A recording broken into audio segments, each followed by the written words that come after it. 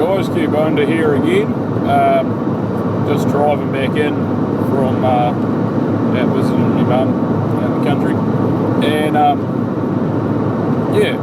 well, this is just going to be another little channel update. So last night I was out here, and it turns out my mum, she's a preschool teacher, like Montessori is what her specialty is, and she works at a Montessori out near the army base down here in Christchurch.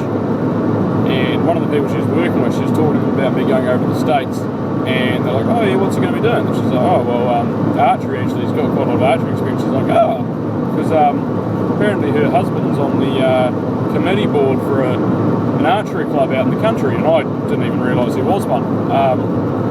So that was a little bit further out than I usually go to see my mum. But yeah, so I ducked out to that last night with I grabbed my stepdad's bow, and well, actually he came out with me as well, and he knew a few of the people there, and had a bit of a shoot, and which was good because I haven't done it in too long, and my middle finger's still feeling a little bit numb just from all the string whipping over because I just shoot fingers, and I would have shot 200 arrows last night, no finger guard, just my fingers a bit sore, but no, it was good.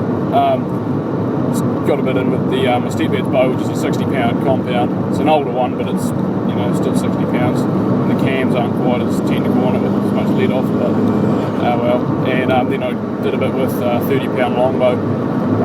Sorry, a recurve, not a longbow. And just because I got the rough idea from the camp director that that's sort of going to be more along the lines of what they have there. So. With that in mind, I thought I'd better get a bit of string time in with the recurve because I haven't shot a recurve in years.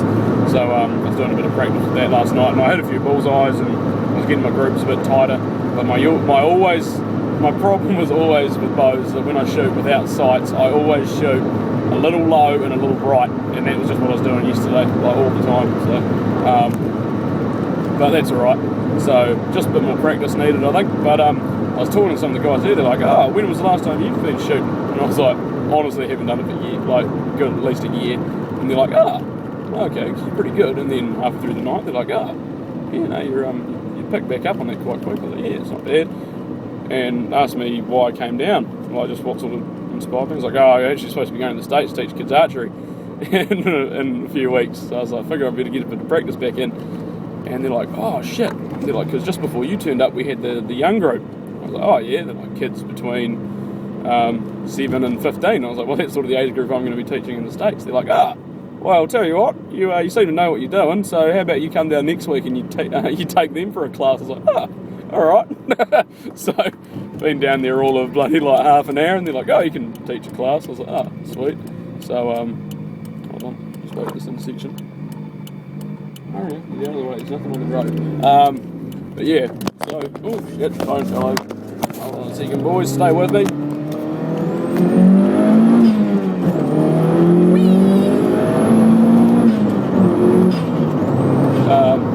But yeah, so, sorry about that, but slight intermission. But yeah, so that's kind of good. Going to be going out there again next week and have a few more shots. I'm actually going to go down there early because I was talking to one of the boys there, and it was real strange because the last bow I had was a Jennings Reliant 09 and 60 pound, and I had a bit of gear on that. And there was a guy down there last night, Nathan was his name, and I was having a yarn with him, and he gets his bow out of the case, and I was like, shit, it's a 09 Jennings Reliant. I was like, that's the exact same sight as mine, and the exact same it was a sight. He had the same finger guard, he had the same arm guard, he had the same bow, the same string wax, same sort of arrows, the same fletchings. He had a different stabiliser and a different peep sight, and what was the other thing that he had different on there? Oh, and a different quiver, bow-mounted quiver. And I was like, how long have you had that bow for? He's like, a few years, like a year and a half. And I was like, oh yeah. I was like, you don't know anyone that's a gunsmith, do you? He's like, nah. And I was like, okay. So why is that? I was like, because that bow's almost identical to my one, and I swapped mine to a gunsmith fella for one of his buddies. that wanted a bow, and he's like, oh, okay, and sitting there, and he let me have a few shots with it, and I really like the bow. I have to say they handle really nicely, those Jennings. But it's, if you guys are after a bow and you want something sort of good quality and good money, I'd recommend. They're a bit heavy, those Jennings, I have to say, but bloody good bows. Never had to do any maintenance on it, but yeah, so that's just a wee channel update for you boys and girls. Going to be teaching some kids next week, so hopefully it'll cut my teeth a bit for getting ready for the States. And at some stage I might be able to get some archery videos in for you. I'm either going to buy a bow when I'm over in the States, or I'll buy one as soon as I get back. I was thinking about buying one before I went, but the camp director told me not to bother, so it was just something else to carry. So I might I'm either going to bring one back or I'll buy one when we get back here. But yeah, rightio, cheers guys.